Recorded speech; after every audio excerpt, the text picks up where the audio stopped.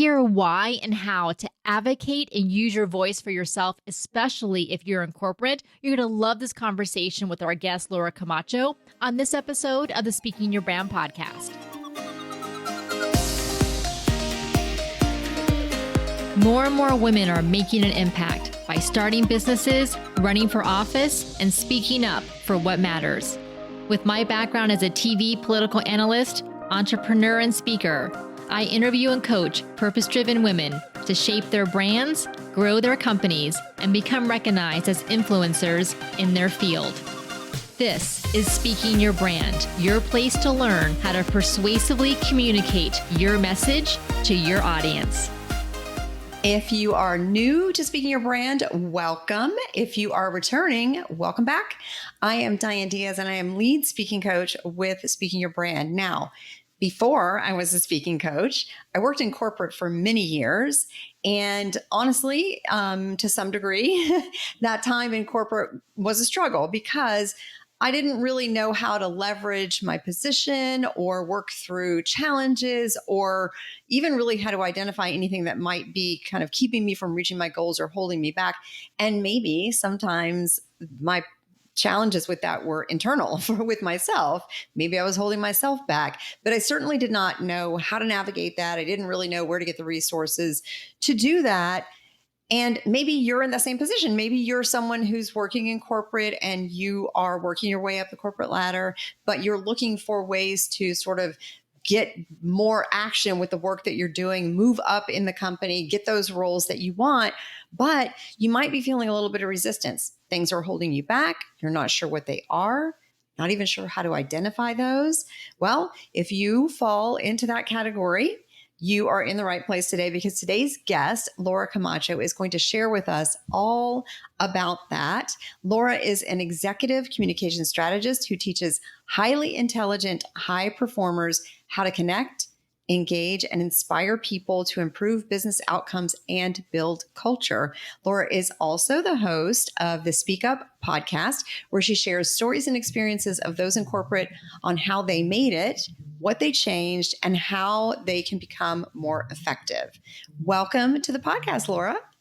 Thank you, Diane. It is so good to see you. And for everyone listening, I want you to know that Diane was a guest on my podcast, and her episode was one of our most popular guest episodes. So you can imagine how excited I am to be here. And one more thing, when you were describing your corporate experience, I was like, have you been reading my bio, the unwritten part? Because that was my experience also. But I have been able to crack the code now that I'm outside of it. Yes, I think that's the key, right? Is like once you get outside of it, you can see the matrix, so to speak, right? Yes. You can see what those challenges are. And so I'm so glad you shared that. So yes, that is how Laura and I have come to know each other, is that, full disclosure, I have listened to your podcast, Laura, for probably about 2 years. And so I've been listening to it. I love the stories and I really relate to them because I did come from the corporate space and I experienced many of those same things. And I love to hear the stories of people who've, like you said, have cracked the code, or just hear experiences and how people have navigated those challenges. So maybe we can start with, if you could just share with our listeners a little bit more about you and kind of what your story is and what brought you to this point, and tell us about the work that you do. Oh, I'm happy to. Thank you, Diane, for asking. And I have a very eclectic background. So those of you who also have eclectic backgrounds, maybe you're bicultural, maybe you're from another country, maybe you're from another industry and you're new in the industry, maybe you're starting a side business, all of those things, my friends, those are assets. So, but it doesn't feel like it at the moment. I was always interested in being an international businesswoman. I was extremely fortunate that my grandmother, who was born in 1917, may she rest in peace, she was friends with two women named Mary, who both started multi-million-dollar companies.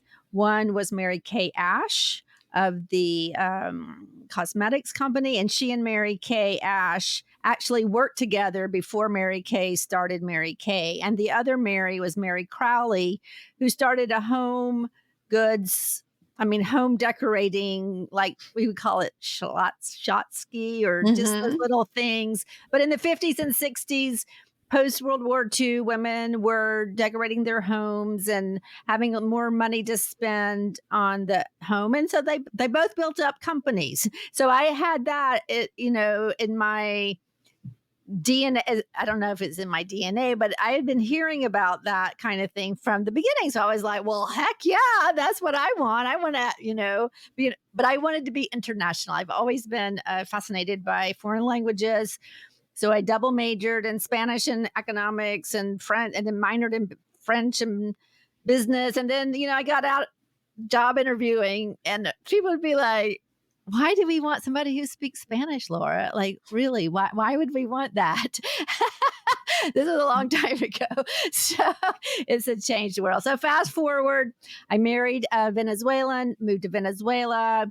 I had a lot of interesting jobs there. One of that really kicked me into the personal development space was being the facilitator for the 7 Habits of Highly Effective People in Spanish in Caracas. And, that it's really a masterpiece by Stephen Covey as far as a framework. And I've used that. And then, we ended up moving back to the United States, started like some women, following my husband, changing my career to meet wherever we were living at the time. And we ended up in Eastern North Carolina, and I ended up teaching at East Carolina University, and that's where I got my PhD. And then 2009 happened, and I defended my dissertation, and then shortly thereafter got a nice email that all the adjunct faculty would not be needed the following year. And fortunately, College of Charleston brought me to Charleston. I'd already decided to go and start that company that I'd been wanting to start all these years. And so I did it. And, it was not a quick path to riches. It was a very slow and winding path. And that's, I have 3 kids. I have a stepdaughter. I have a couple of grandchildren now. So, I can say I've had it all, or I have it all, but it wasn't all at the same time. And Right. it wasn't easy, but it's been great. Right, right.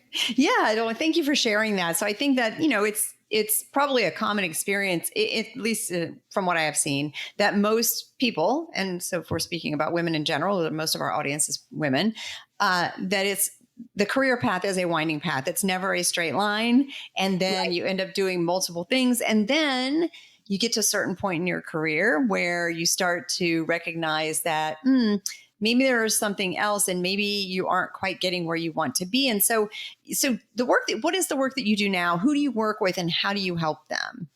Okay. So I do coaching and training, but Hmm. my people are people who struggle with awkwardness, Hmm. introverts, ambiverts, nerds, a lot of people that work in tech. I do a lot of work with, people in the big companies of the tech industry. I also work with local companies, but everybody, I work with people like in finance and programming and insurance, not usually salespeople, unless I'm teaching them how to give feedback, because they know how to schmooze, they know how to talk.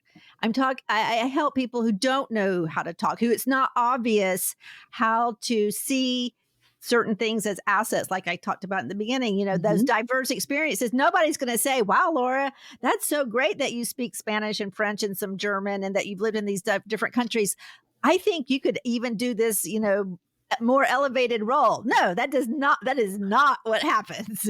You have to see it, and you have to be able to sell the value in Yes. that. Yes. Yes. Now, when you and I talked about this, about having you on the podcast, one of the things that sparked my interest was your comment about how you work with mid-career women to Yes. help them figure out how they might be self-sabotaging. And that really sparked my interest because it made me think back to the time when I was in corporate. And, I think it's easy as a woman in the corporate space at that level to, you might be able to see like, oh, I've got these challenges. I can't break past this glass ceiling, those sorts Mhm. of things. But I think it's a little bit harder to look internally because we often can't identify the things we might be doing. Not that it's our fault, but things we Right. might be doing or things that we can change and that we have total control over within ourselves that might be holding us back. So, what do you see as some of those challenges that might hold back career women, mid-career women that are keeping them from getting to those goals and the roles and the positions that they want to reach? Yes, I'm so glad you asked that, Diane. And I think it's, is a variety of things, but I'm going to touch on the things that I think are more impactful and and it's almost like we've all heard, well, what got you here won't get you there. So it's kind of a variation of that. It's also a variation of, well, I mean, that what brought you to success in the past, working hard, those deliverables, bright and shiny, on time, a little bit of extra, like that brings you some success. But I think, think about it. So in school, girls tend to outperform boys, right? We tend to get better grades, we get more degrees at every level. We outperform males in school pretty solidly. Mm-hmm. And so imagine, like listen to this, y'all are going to be so impressed. I was valedictorian of my kindergarten. I love it. Yes, in Atlanta, Georgia. I mean, I never reached that high level of academic achievement again, but hey, Hey, he still counts. it still counts. Yeah, but it should. I mean, I thrived when, with a teacher telling me what I needed to turn in, what she wants in this paper or what he wants on this test. Like over deliver, over deliver. You have to do some class participation, but you don't have to really go out of your comfort zone or think outside the box. In fact, you get rewarded for filling in the box, coloring inside the lines, Mm-hmm. and so since I'm working with people who were very successful in school, people that get PhDs in data Mm-hmm. science or machine learning or lot just extremely accomplished, super intelligent women, that our academic success does not help us to promote ourselves in the way that the corporate world is an entirely different ecosystem with different incentive structures. But if you are a successful student from kindergarten through masters, how many years is that? Like 22 years? Mm-hmm. That's a lot of programming. Think about it. Mm. It's not just program, it's reward. Dean's list, tops. Oh, your daughter is such a pleasure to teach, that kind of thing. And I think that more than anything else right now is what bites us in the butt, so to speak. That's the way we say in South Carolina. And I'm going to tell you how I saw this, because I was a good student and then I was a teacher in the university for 9 years. And so I remember as a student, those of you who were good students, and I imagine most people were pretty good students that are listening, but remember those not so good students who would go to the teacher and like ask for an extension and ask for extra credit. And I remember my disdainful younger self being like, why don't you just study? Why don't you just do what you're supposed to do? And then I was on the teacher side and I was on the receiving end of, oh, Dr. Camacho, I just love your classes so much.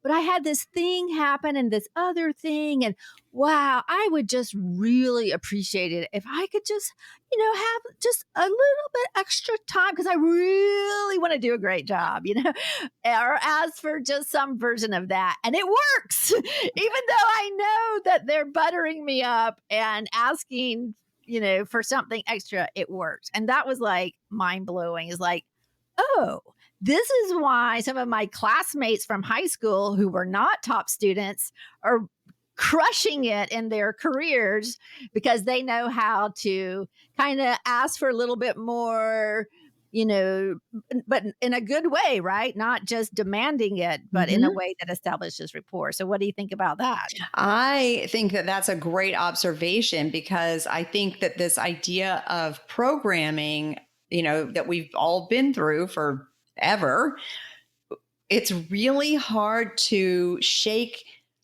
those things because it's the unknown. Like, well, if I don't, we've been successful doing the thing we did up to that point, right? Right. But if I don't do that, then what's going to happen? The world's going to fall apart. I'm going to lose my job. Someone's going to reprimand me, whatever, right? So we stay within that programming. So I think that's a really keen observation. And you're working with, you mentioned to me, like, these are observations you've had by working with mid-career women in high levels of tech companies. And so if these overachievers are struggling with this, imagine how the rest of us, not that I'm not an overachiever, but just everybody's dealing with it, right? Everybody who's listening to this is by definition an overachiever, because otherwise they'd be listening to, As the World Turns. Right. Or, fashion, my favorite is fashion. What are the fashion trends for next fall? Right.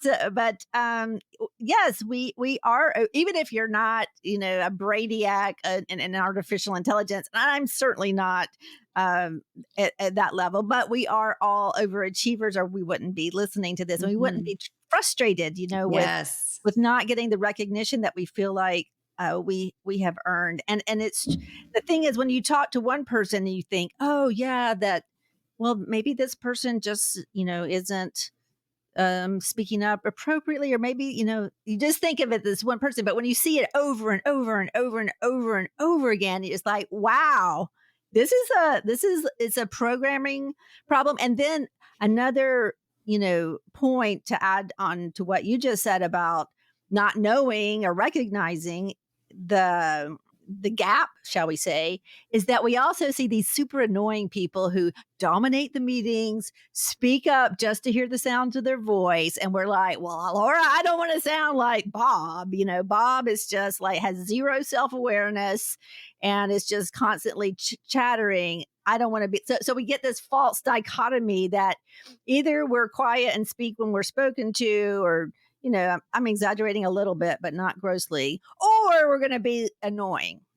Right. Yes. And so then we stay stuck because we don't know what to do.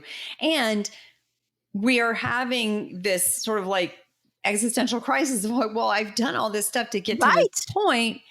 I can't speak up and be loud. So I'm just going to sort of play by the rules. And at least this is what I experienced, is that we're waiting for someone to come along and tap us on the shoulder and say, great job for coloring in the lines and doing all the things you were supposed to do. Here's your raise, here's your promotion. Right. And I mean, I was as guilty of that as anybody. And so, so if that's sort of the common experience, then what are you seeing that women might be able to do to sort of break past that? What are some tips you have for how we can, without, of course, actually jeopardizing our jobs? Like, how can we break through that and still meet all the requirements, but be able to ask for what we want and get it? Yes, Diane, it's so funny. I wrote some notes here, and number one was waiting for recognition. Like, that is the number one thing, because the teachers gave it to us, even the really hard teachers. We just studied, turned in the thing, and we got that A or B plus anyway, So and we're given these KPIs or metrics or OKRs, whatever the acronym of choice. We hit those.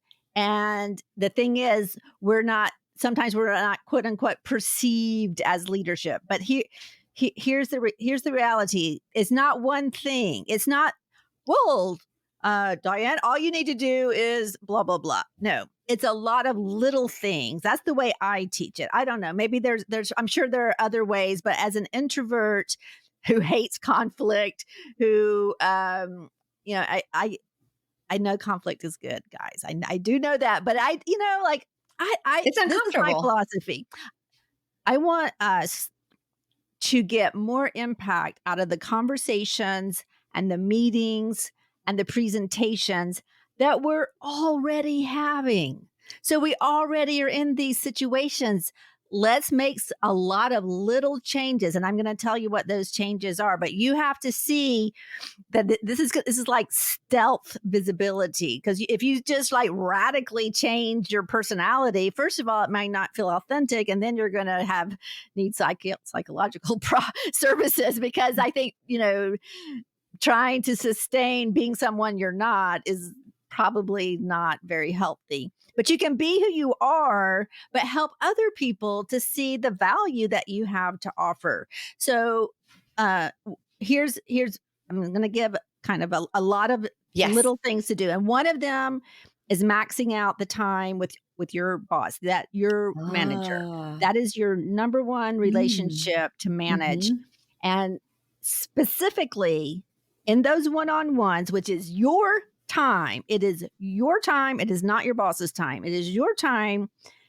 And, I won't go into, a whole how to boss your boss, but this is what I want you to start doing. I want you to start feeding your boss some of your wins, your accomplishments every time you have a one-on-one. And you're not even going to say, "Oh, boss, I have these accomplishments. I'm so proud." Nope.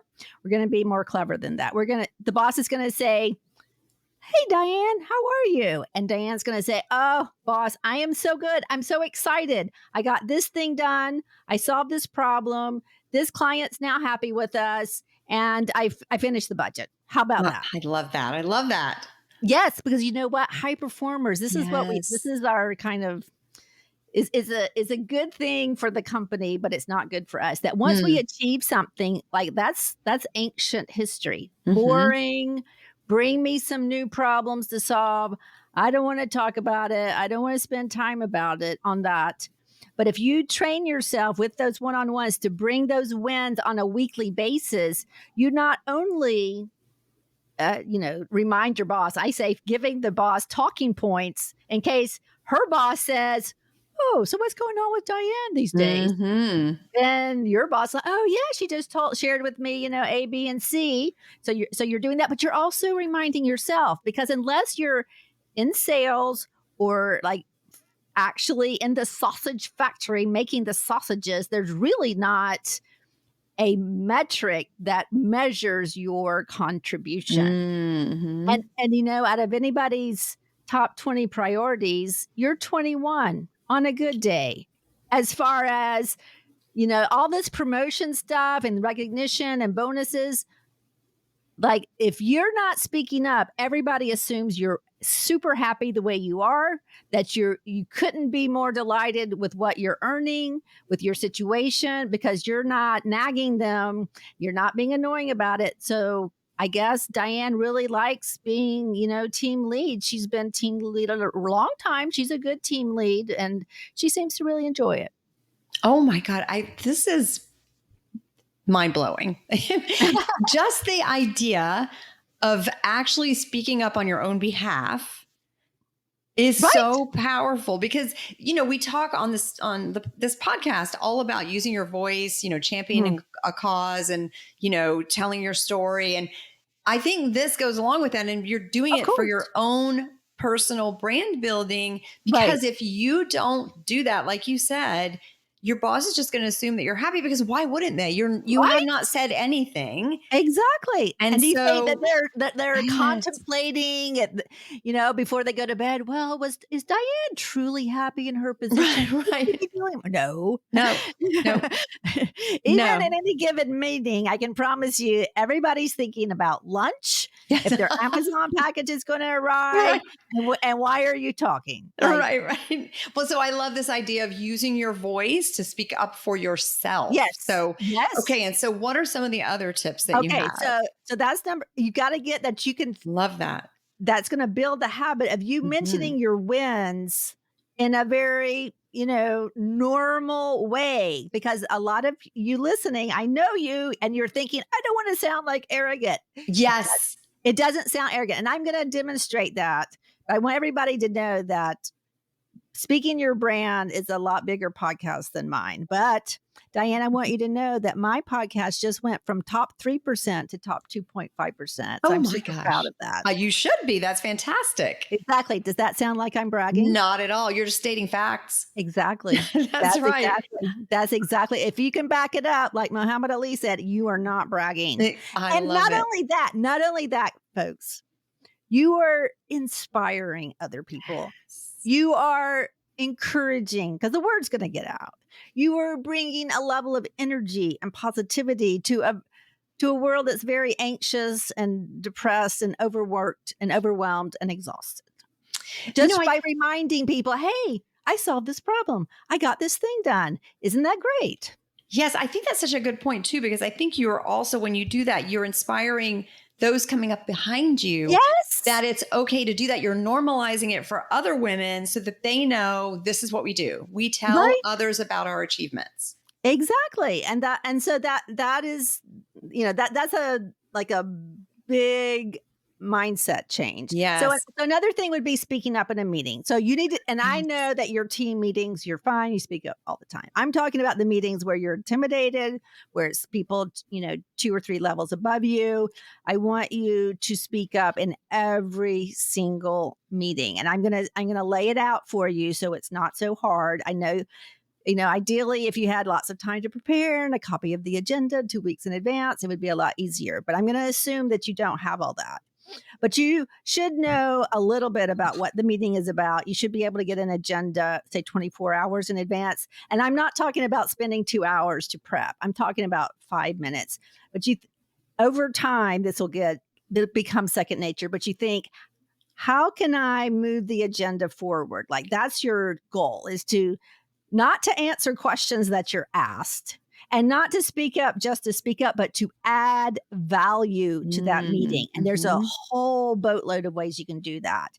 But you need to know generally, like, what are we trying to accomplish here? And let's say it's a senior vice president's meeting and you have a vague idea. If you can get a hold of that person's executive assistant, which they are usually pretty accessible, that's a good source of intel. Your boss can be a source of intel, and they will be delighted if someone said, hey, this meeting that we're going to, what's the number one goal here? I just want to get really clear. So that the fact that you even asked that shows that you are wanting to give more value. So, all right. So you know what the goal is, and that connecting what you know to that goal. Sometimes it's easy and obvious, and sometimes it's not, but that's where you want to go. But here's some easy ways. Let's say that, you don't really see how your domain is going to move the agenda forward. Like, Laura, they just asked me to come so I would know what they're talking about. Okay, fine. So I'm just going to play your game and assume that you don't have anything from your domain to offer. You can still add value. And here are some ways. Let's say we're in the meeting, and let's say Diane makes a suggestion that I think is really good. So I say, oh, I'd like to second what Diane said. I think that is a really good idea. And then you can add value to that by saying, because we've struggled with that same problem on my team. And I see that if we did what Diane is saying, that would help us also. Or I can say, I like Diane's idea, and I think we could even change it and do it faster or better or different. Add a little twist to it. But just affirming what somebody said. First of all, how do you think Diane's going to feel? Really good. Yeah, exactly. Reported. Exactly. Heard. Yes. And so if you do that I don't care if it's the highest ranking or the lowest ranking person in the meeting, you affirm and add to what somebody else has said.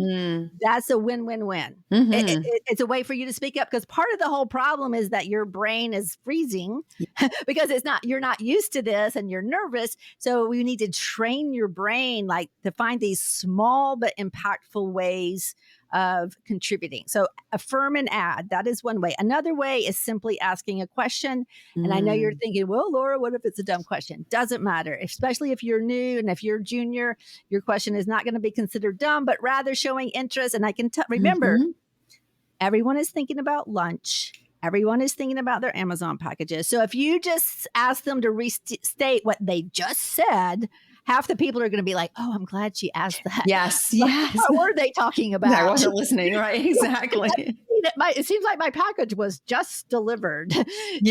So adding a question, asking a question, and it could be just to make sure I understand what we're going to do is A, B, and C. I just want to make sure I understand. That is a legit question. And then finally, another way to add value, and I learned this from a guest on my podcast a couple of years ago who was the CTO of McDonald's. And, McDonald's for fast food is very advanced technology speaking. So he said, as I asked him specifically, what is somebody in middle management? What is something they can do to add value to a senior executive meeting? And he said, towards the end of the meeting, you say, oh, excuse me, I'd like to recap, what I understand, the top takeaways from today's meetings, that they're A, B, and C, and that Bob is going to handle this and Diane's going to handle that, and that we're going to have follow-up in 2 weeks about this. Did I get everything? He said, that is reminding everybody kind of, what our business is. It's showing interest. It's showing understanding. It's showing that you care. It's showing engagement. And so there are 3 ways that you can add value without really even understanding the nature of the business being discussed. Yes. There are other ways, but that's your low-hanging fruit. I love that. So far we've talked about basically sharing with your boss what you've accomplished. So speaking up on your own behalf and speaking up in meetings to ask questions, to add value.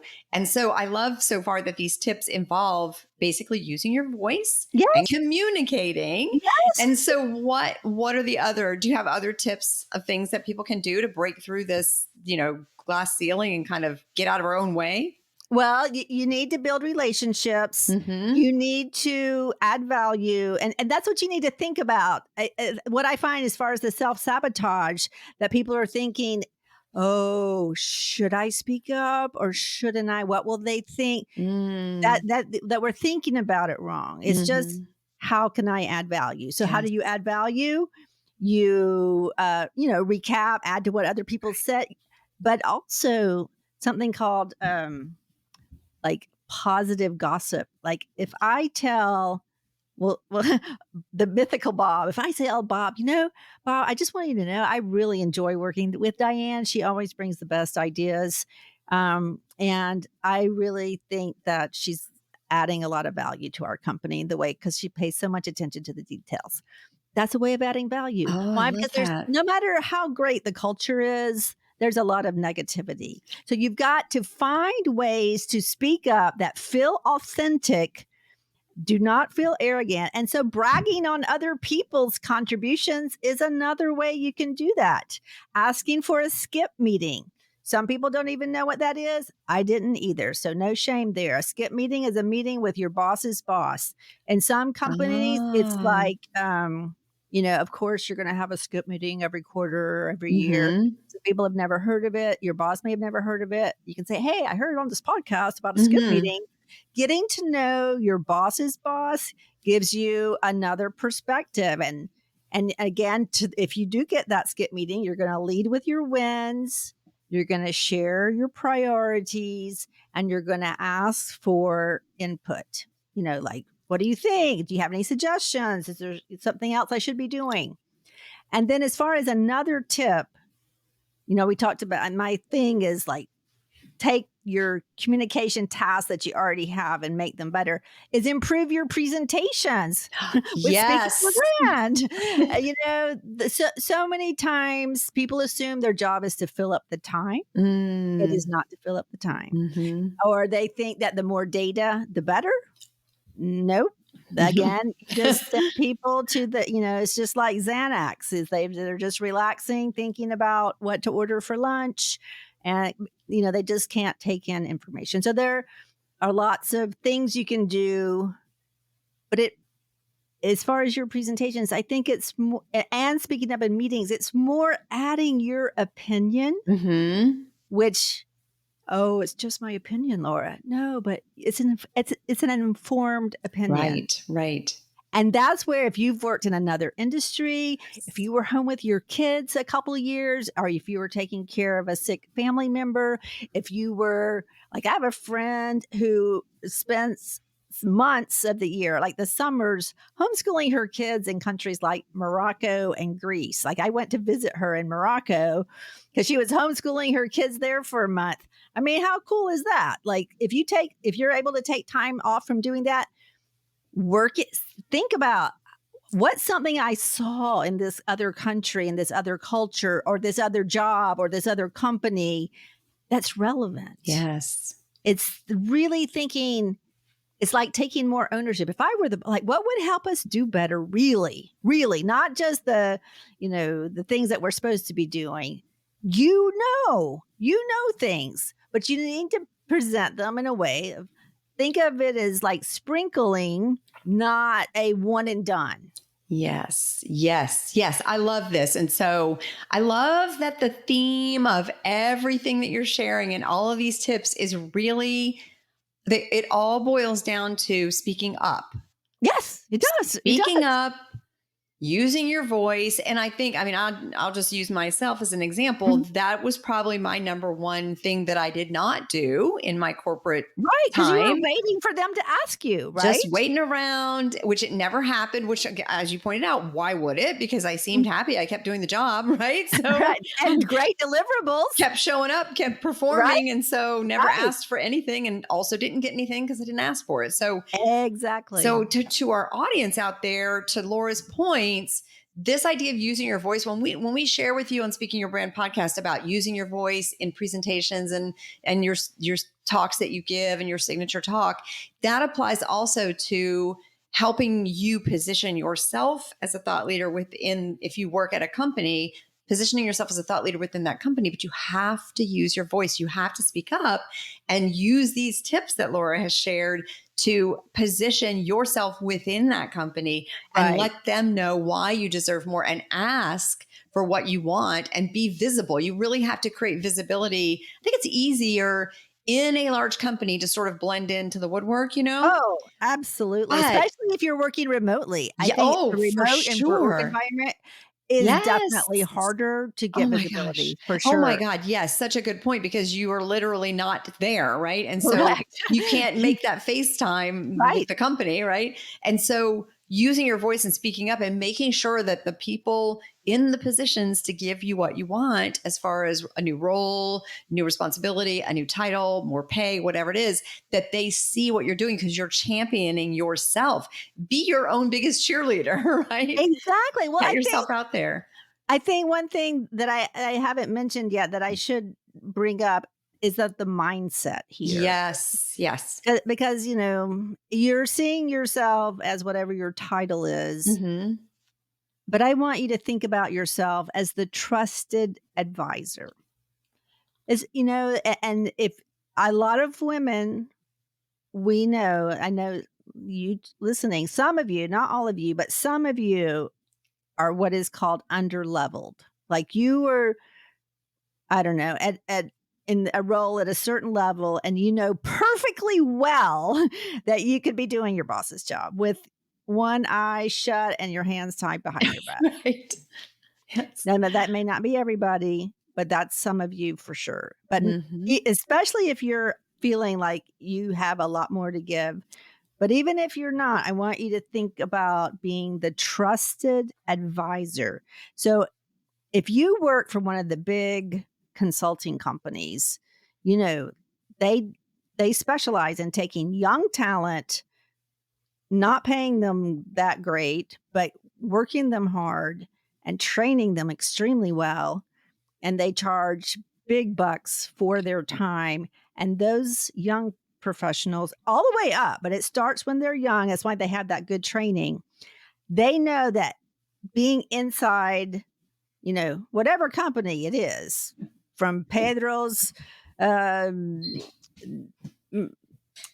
mechanic shop to IBM, like whatever company, if that company is paying for the consultancy, everybody there has to be constantly reminding people of their value, that they're there for a reason, that we're fun to work with. We're trusted Mm-hmm. advisors. We're here to Mm-hmm. make your company better.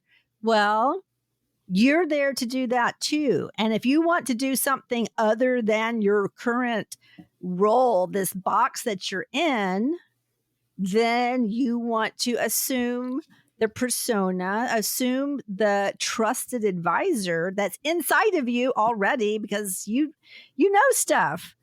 And think about every meeting, every paper, every presentation, every conversation, doing the work, but also responding to the work as a trusted advisor. How does that sound to you? I love that. I love that because it is positioning yourself as someone who can add more value, who can take on more responsibility, who knows things, and that your personal brand within your workplace. It's just like we say to all of our clients when we're working with them on their signature talk. You're giving that talk not based on the fact that you did 1 hour or 2 hours or 3 hours of work to prepare it and then the 1 hour of talk that you give. No. It's based on your whole lifetime of experience that you bring that has allowed you to be able to create a talk that's going to engage with your audience. And the same is true for anyone in corporate. Everything that you bring to your role, it's not just the showing up every day and the specific things that you do, it's everything else that has brought you to that point, right? Exactly. So you have to position yourself as that trusted advisor in order to then continue to move to the levels that you want to get to. Right. And it could be that you're working at a homeless shelter as a volunteer for the last 5 years, informs your trusted advisor. It doesn't have to Absolutely. be that, I went to Harvard and have a master's from Yale. No, I mean, that's All the great. experiences. Everything counts. Yes. But you have to see it. Nobody else is going to Yes. see it. You have to think about, okay, what did I learn from that? And if you think about it, the evidence of that knowledge, those insights are in the conversations you have with your friends, with your mom, with your kids, with your partner, with your spouse.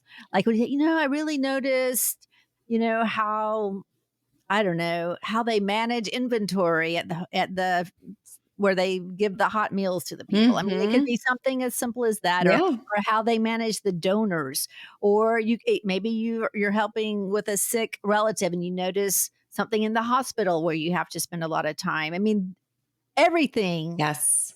everything has value if you see it. If you've learned from it, if you've noticed it, bring it to work. Yes. That's, and be that trust. And that also makes you more interesting. And if you're more Yes. interesting, you're going to stick in the brain of Yes. your audience. You don't want to be generic.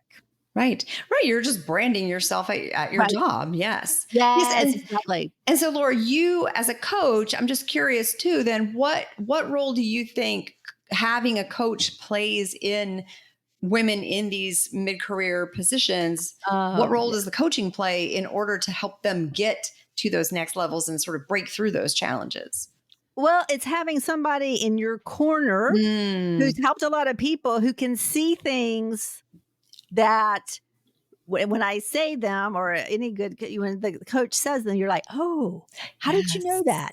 Well, we know these things because we've helped hundreds, if not, actually, I've had Right. thousands of coaching conversations. But Mm-hmm.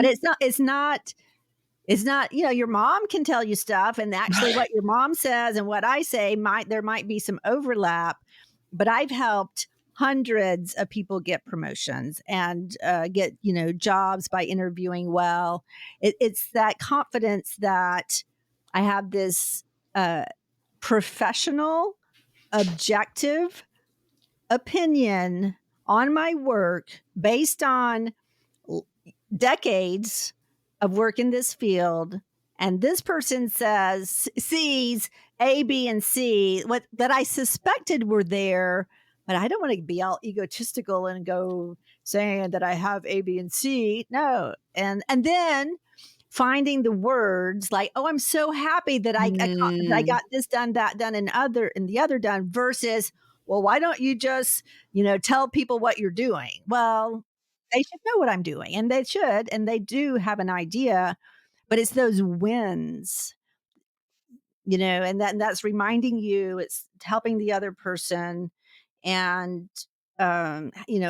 it's having the coach can help you see the value, because that is the hard part. It's hard to see the value. Like if you speak another language because you're from Cambodia or wherever, that's more neural connections that makes you more intelligent by definition. But if it's just like when I was told when I was young, well, why would we want somebody to speak Spanish, Laura? Help me out here. I can't imagine. And, I was, Right. fresh out of college. I was I like, don't know the answer to that. "Oh, Yeah. I'm in big trouble." Right? You have to see it. And that's where a coach can really help you know that skill you have, that quality, that lived experience that has taught you leadership. It's taught you resilience. It's taught you creativity. It's taught you to speak up in a different context. It's helped you to see different ways of saying things and seeing things, all of that. And think about it. We're all being kind of threatened a little bit by AI, even though I don't think that AI is going to take our job. Maybe it will. Hopefully it will be, in the distant future when it doesn't matter to me. But that's even more reason to lean into your quirks and your unusual experiences, because AI can't No, make and that you're up, so right about right? that. And that's one thing that we tell our clients, AI cannot replicate you as a human being there in person, showing up, all the experiences that you have that you bring to the table that help you deliver whatever product or service it is that you deliver. And so, yes, you're 100%. I love that idea. And so I think coaches are almost like a mirror in that way, right? They hold up a mirror so that you can see yourself and you can see what your gifts are, whether it be for speaking or, in your corporate space. So, Right. Right, because our brain, we're just not trained to no. see ourselves in that with that way. We're trained, like our whole focus is none of us. I mean, this is not Narcissist Anonymous, right? Like we are all like helping other people at work or at home, and trying to take care of Yes, ourselves, trying to yeah. hold it together, right? And we're not thinking about, wow, how great am Yes, I? Let me yes. think.